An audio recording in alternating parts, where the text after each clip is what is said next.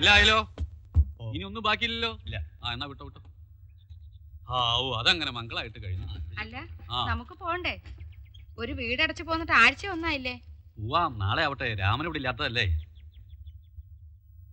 എനിക്കും ദേവിയുടെ അഭിപ്രായമാണ്. ഇത്രയും നാൾ മൂടി വെച്ചു, ഇനി അത് അങ്ങനെ തന്നെ ഇരിക്കട്ടെ. ഇനി എത്ര നാൾ ഞാൻ ഈ ഭാരം ചുമക്കണം?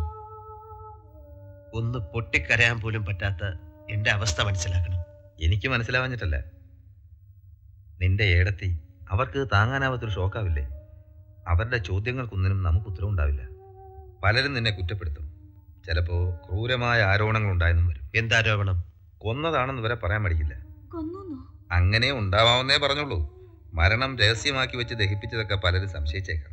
കാലം അങ്ങനെയാ.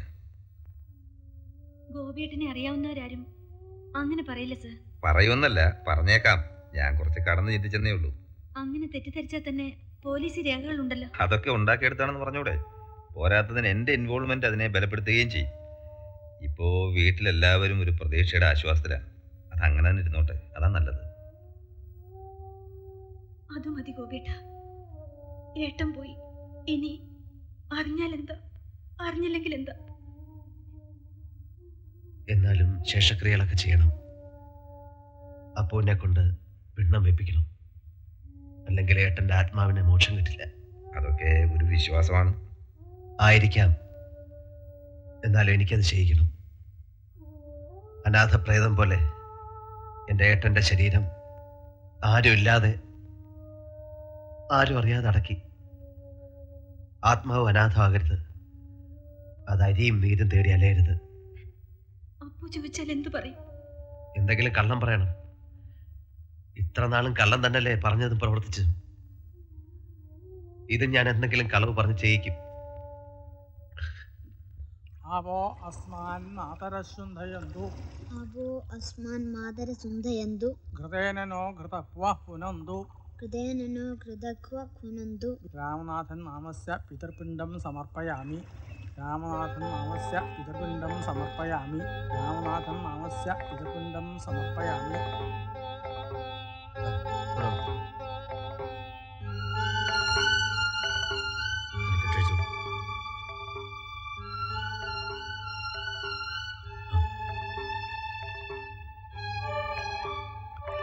അരിയും നീരും പൂവും വെള്ളത്തിൽ വെച്ച് നമസ്കരിച്ചെടുത്തു. തറയിലെടുത്ത് പുഴയിലൊഴുക്കി 3 പ്രാവശ്യം മുങ്ങി വരിക.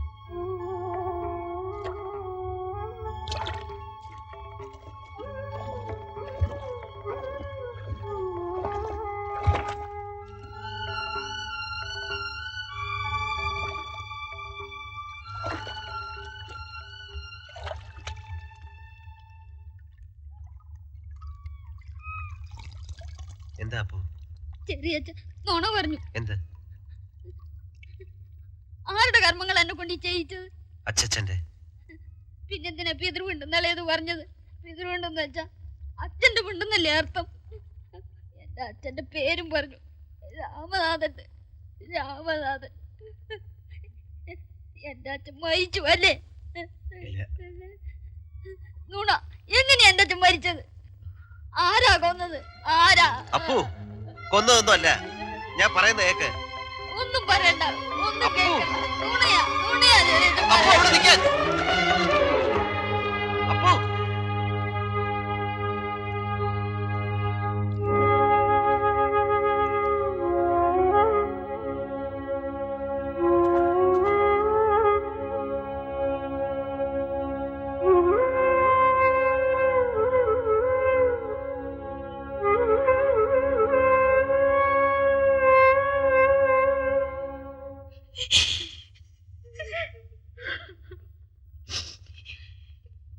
അപ്പു പറയണതെല്ലാം സത്യമാണോ ദേവി?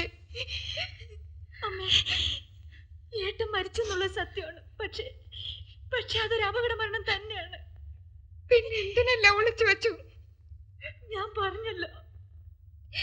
നീ പറയണതൊന്നും വിശ്വസിക്കാൻ പറ്റണില്ല. ഈശ്വരാ,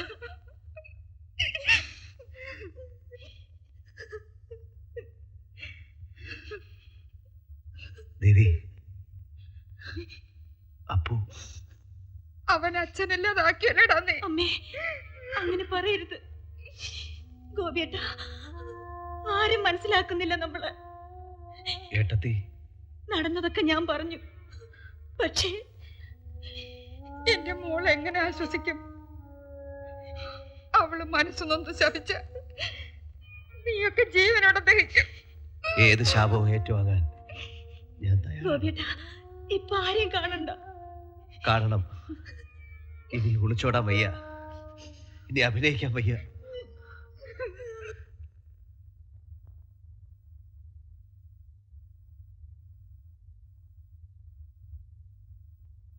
ഇത്രയും വലിയ ചതി നീ ഞങ്ങളോട് ചെയ്തല്ലോടാ. മുത്തച്ഛ, ഞാൻ വേണ്ട, എനിക്ക് കേൾക്കണ്ട, ഒന്നും കേൾക്കണ്ട.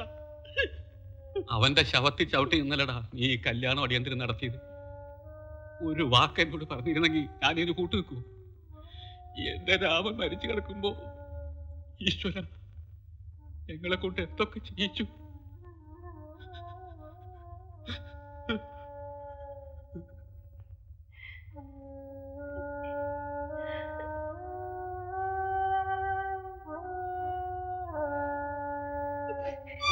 എന്റെ മോനെ സമയെങ്കിലും നീ കാണിച്ചില്ലല്ലോടാ. ഉറ്റവരും ഉടയവരും ഇല്ലാത്തവനെ പോലെ, അനാഥനെ പോലെ നീ അവനെ കുഴിച്ചു മൂടിയില്ലേ? ഞാൻ എങ്ങനെ സഹിക്കും? ഞാനിതെങ്ങനെ സഹിക്കും? അയ്യോ, വേണ്ട, എനിക്കൊന്ന് കേക്കണ്ട, എനിക്കൊന്ന് കേക്കണ്ട. അമ്മേ, പോ എന്റെ മുമ്പിന്ന്.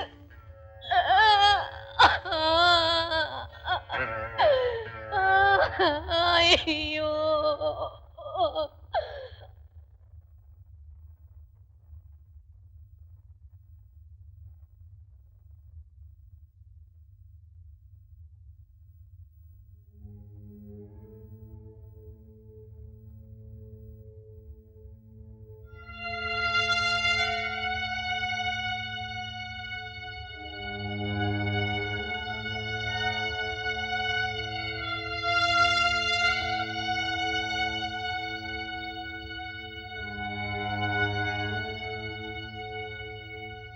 ഏട്ടത്തി, ഇനി ഏട്ടത്തിയുടെ ഊഴം സഹിക്കാൻ ഇനി ശക്തിയുണ്ട്. ശപിക്കാം, ഏത് പാപവും ഏക്കാം.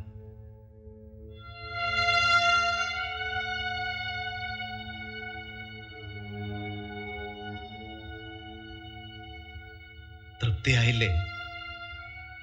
ഇനി ഏത് വേഷം കെട്ടണം, എന്ത് അഭിനയിക്കണം? നൊന്ത് പിടയുമ്പോഴും കരഞ്ഞില്ല, ചിരിച്ചു. അണയാത്ത ചിതയിൽ ചവിട്ടി നിന്നുകൊണ്ട് പാടി, ആശിച്ചതെല്ലാം നടത്തി. രാധ സുമംഗലിയായി.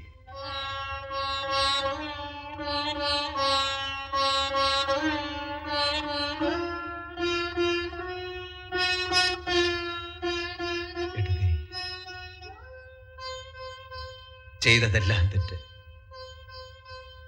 ക്രൂരത. എന്ത് പ്രായച്ചിത്തമാണ് ഞാൻ ചെയ്യേണ്ടത്? ഏത് അഗ്നിയിലാണ് ദഹിക്കേണ്ടത്?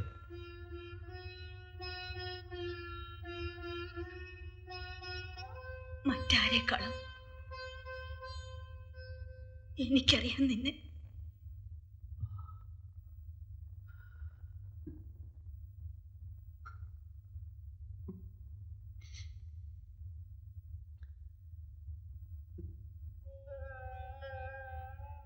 ഇനിയെങ്കിലും മതി വരുവോളം ഒന്ന് പൊട്ടിക്കരഞ്ഞൂടെ നിനക്ക്?